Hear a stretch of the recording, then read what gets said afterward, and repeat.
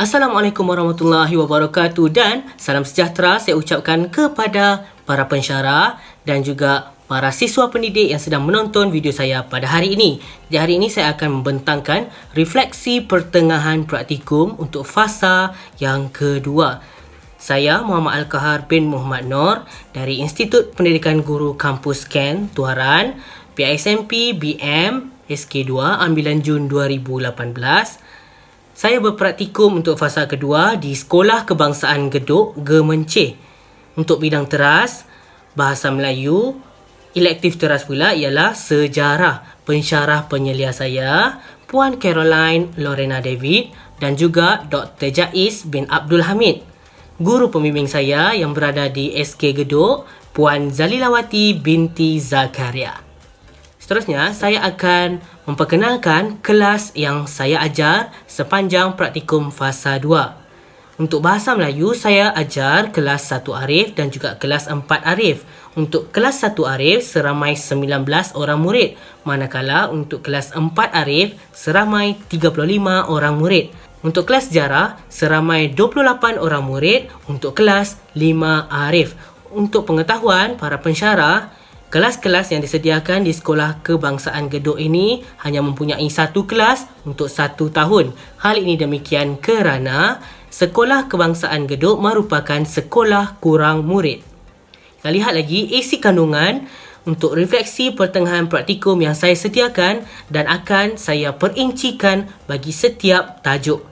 Yang pertama, pengaplikasian pengetahuan serta kemahiran sedia ada yang dipelajari. Yang kedua, pengetahuan serta kemahiran baharu yang diperoleh. Seterusnya, inovasi yang bakal dihasilkan. Yang keempat, isu dan masalah yang dihadapi sepanjang praktikum. Dan yang kelima, cadangan penyelesaian terhadap isu dan masalah yang dihadapi sepanjang praktikum. Untuk pertama sekali, saya akan menerangkan tentang pengaplikasian pengetahuan serta kemahiran sedia ada yang dipelajari di Sekolah Kebangsaan Gedok. Baiklah, saya akan perincikan kelima-lima subjek yang pernah saya belajar, iaitu PRKA 3012, iaitu perancangan pengajaran dan pembelajaran, murid dan pembelajaran, kemahiran belajar, pengurusan bilik darjah dan tingkah laku dan seterusnya perkembangan kanak-kanak. Kelima-lima subjek ini merupakan subjek yang sangat penting kerana ia digunakan semasa sesi PDP maupun PDPR.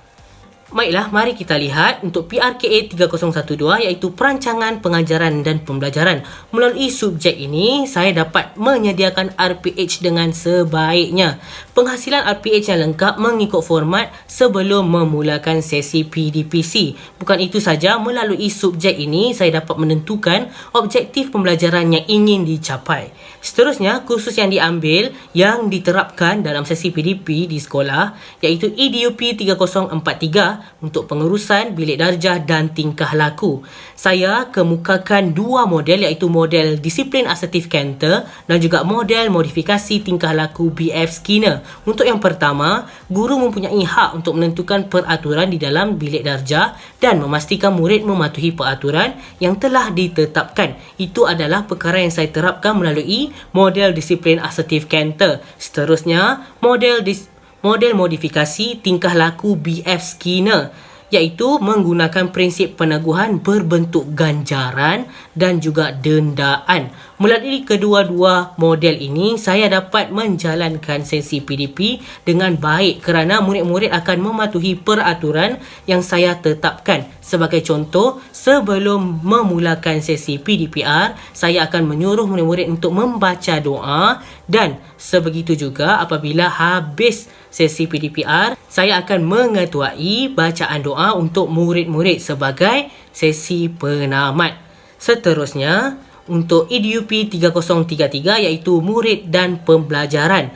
Melalui subjek murid dan pembelajaran ini, saya dapat menerapkan teori kecerdasan pelbagai Howard Gardner iaitu mengenengahkan 8 domain yang berbeza dan dapat dijadikan sebagai panduan kepada guru dalam mendorong pembelajaran murid dengan lebih efisien. Seterusnya kita lihat subjek perkembangan kanak-kanak. Melalui subjek perkembangan kanak-kanak ini, saya dapat menerapkan apa yang diketengahkan oleh Vygotsky, iaitu menekankan permainan dalam setiap PDP. Sebagai contoh, saya menggunakan roda nama digital, iaitu dengan menggunakan sedikit permainan untuk menarik minat murid-murid untuk menyertai sesi PDPR untuk masa yang akan datang dan juga semasa belajar. Seterusnya, subjek kemahiran belajar. Melalui GKB 1053, saya dapat mengaplikasikan penggunaan peta Eyting dalam proses PDPR. Sebagai contoh, dalam lembaran kerja saya telah meletakkan latihan seperti peta dakap, peta pokok, peta buih berganda dan juga peta bulatan. Seterusnya saya akan terangkan kepada para pensyarah tentang pengetahuan serta kemahiran baharu yang diperoleh. Baiklah, yang pertama, pengurusan murid pada skala yang besar, iaitu pada waktu pagi, rehat dan juga waktu pulang ataupun waktu habis PDPR. Untuk waktu pagi, kebiasaannya portal pembelajaran SK Gedo akan mengalami sedikit masalah seperti masalah server, iaitu penggunaan yang banyak. Hal ini mengakibatkan murid-murid dan guru menghadapi masalah untuk menanda kehadiran ataupun memuat naik kerja. Seterusnya, kemahiran komunikasi. Melalui sesi praktikum fasa 2, saya dapat menguasai kemahiran komunikasi dengan warga sekolah dengan lebih baik. Walaupun pada era pandemik kini, kita perlu berhubung dengan menggunakan platform di atas talian, perkara ini boleh dipertingkatkan dengan menguasai kemahiran komunikasi yang baik. Seterusnya, cara meningkatkan pelibatan aktif murid. Hal ini kita dapat lihat apabila murid-murid apabila menyertai sesi Google Meet, mereka rasa kurang bersemangat. Jadi guru-guru perlulah menekankan tentang sistem token, attention grabbers, tepuk semangat dan juga kad lampu isyarat.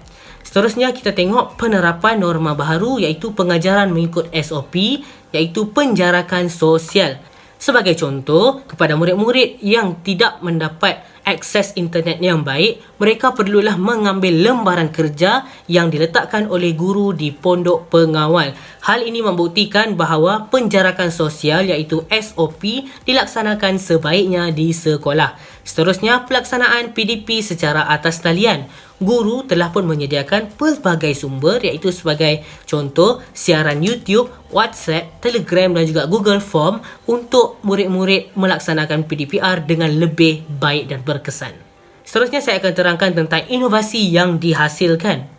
Yang pertama, inovasi teknik Sibuhu. Teknik Sibuhu ini diinovasikan apabila berlakunya satu masalah, iaitu pembinaan ayat yang dibuat oleh murid tergantung dan tidak gramatis. Yang kedua, sukar untuk mendapat markah, terutamanya soalan yang berkaitan dengan pembinaan ayat.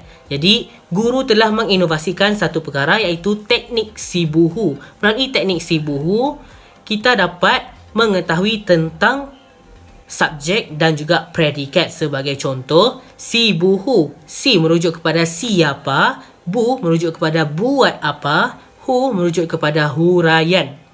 Guru menekankan 3 aspek utama yang perlu ada semasa membina ayat, iaitu siapa, kata kerja dan juga ayat perluasan. Siapa merujuk kepada pelaku atau kata nama. Contoh, Hanis, Ahmad, Muaz.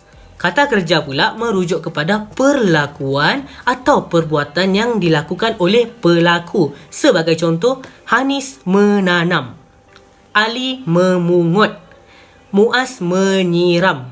Kita tengok lagi, ayat perluasan pula merujuk kepada huraian kepada perbuatan yang dilakukan oleh si pelaku. Sebagai contoh, memungut sampah di halaman rumah, menyiram pokok bunga, menanam bunga kertas. Saya telah sediakan satu rajah, iaitu rajah teknik Sibuhu, iaitu siapa, buat apa dan huraian. Berikut merupakan contoh hasil kerja murid melalui teknik Sibuhu. Inovasi yang dilaksanakan seterusnya iaitu permainan interaktif offline. Masalah yang dihadapi, murid kurang berminat menjawab soalan yang diajukan oleh guru dan juga murid kelihatan pasif ketika guru bertanyakan pendapat. Oleh yang demikian, inovasi yang dihasilkan iaitu menggunakan permainan interaktif offline mengikut topik yang diajar pada hari tersebut. Murid sendiri memilih jawapan dengan menggunakan permainan interaktif offline dengan menggunakan komputer yang disediakan di rumah masing-masing. Berikut merupakan paparan muka bagi permainan interaktif offline yang disediakan guru. Inovasi yang dilaksanakan seterusnya iaitu fail lembaran dan ganjaran.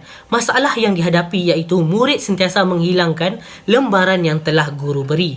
Seterusnya, murid kurang bersemangat apabila lembaran kerja diberi. Oleh yang demikian, guru telah menyediakan inovasi. Murid diberikan fail yang mengandungi senarai semak lembaran kerja dan juga skor ganjaran. Murid mempelajari cara untuk menyusun atur lembaran-lembaran kerja yang telah diberikan oleh guru. Berikut merupakan contoh fail lembaran dan ganjaran yang telah pun guru tanda. Inovasi yang seterusnya iaitu siaran YouTube Cikgu Al. Masalah yang dihadapi, murid sentiasa mendapat rujukan daripada sumber yang tidak sahih. Murid juga kurang bersemangat apabila pembelajaran di YouTube kurang menarik. Murid juga tidak mempunyai perasaan tentang kewujudan guru sepanjang PDPR yang dilaksanakan dengan menggunakan saluran YouTube pihak lain. Inovasi yang dihasilkan iaitu murid diberikan rujukan penuh PDPR di YouTube yang direka khas oleh guru. Murid mempunyai saluran untuk bertanya secara terus di ruangan komen YouTube sekiranya mempunyai persoalan. Murid boleh mengulang kaji pelajaran mereka sendiri dengan menggunakan siaran YouTube Cikgu Al. Berikut merupakan paparan muka siaran YouTube Cikgu Al. Terdapat 54 video setakat ini untuk rujukan murid-murid dan juga guru-guru yang berada di luar sana. Seterusnya, saya akan membentangkan isu dan masalah yang dihadapi sepanjang praktikum fasa 2. Yang pertama, guru tidak mahir menarik minat murid untuk menyertai sesi PDPR sehingga menampakkan murid seperti pasif. Kedua, pengurusan masa guru dalam bilik darjah yang kurang berkesan semasa PDPR. Yang ketiga, masalah sambungan internet yang kadangkala bermasalah. Seterusnya, penglibatan murid semasa PDPR kurang memuaskan atas faktor internet dan gadget. Penyusunan dokumen dan hasil kerja murid juga kurang memuaskan.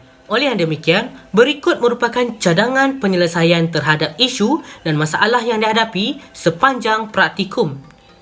Guru perlulah menyediakan bahan bantu mengajar yang menarik perhatian murid seperti permainan interaktif, rally robin dan juga PAK 21. Guru juga perlulah merangka RPH dengan lebih teliti, belajar daripada pengalaman mengajar daripada guru-guru yang lama. Guru juga perlulah mendapatkan nasihat daripada guru-guru yang ada. Guru perlulah menyediakan kaedah alternatif seperti nota gergasi, think and paste, cut, pick and think. Seterusnya, guru perlulah memberikan lembaran semasa PDPR kepada murid sebagai tugasan waktu cuti. Guru juga hendaklah sediakan fail-fail yang tersusun agar dokumen-dokumen penting tidak hilang seperti mencatat rekod PBD melalui komputer. Kesimpulan melalui refleksi pertengahan praktikum, kepekaan guru terhadap keadaan sekeliling terutamanya tahap kesediaan murid, kelengkapan semasa bilik darjah dan juga kekangan waktu mesti diambil berat sebelum, semasa dan juga selepas waktu pengajaran dan pembelajaran. Hal ini perlu dititik berat supaya terjadinya sifar keciciran pelajaran dalam kalangan murid. Guru seyogianya cekap mengurus rekod-rekod penting seperti rekod pentaksiran bilik darjah, PBD dan juga rekod kehadiran murid agar guru dapat mengenal pasti murid-murid yang masih belum mencapai tahap baik dalam PDP. Guru juga hendaklah sentiasa bermuhasabah diri dengan melaksanakan refleksi harian selepas melaksanakan sesi PDP agar setiap kelemahan dan kekangan dapat diatasi pada masa PDP akan datang. Akhir sekali, keikhlasan guru dalam memastikan pencapaian murid dalam keadaan terbaik perlulah wujud dalam diri, kerana pada akhirnya bukan pencapaian guru semasa praktikum yang bernilai, tetapi pencapaian murid di sekolah yang paling penting. Sekian saja daripada saya. Berikut merupakan rujukan refleksi pertengahan praktikum. Yang pertama, Azlina Zainal dan Munir Shoaib pada tahun 2004. Tajuk bukunya Meningkatkan Potensi Minda. Seterusnya, E. Ahmeng pada tahun 1999. Bukunya Pedagogi 2, Pelaksanaan Pengajaran. Dan yang terakhir, Kementerian Pendidikan Malaysia, Murid Alam Belajar. Sekian saja daripada saya. Assalamualaikum dan salam sejahtera.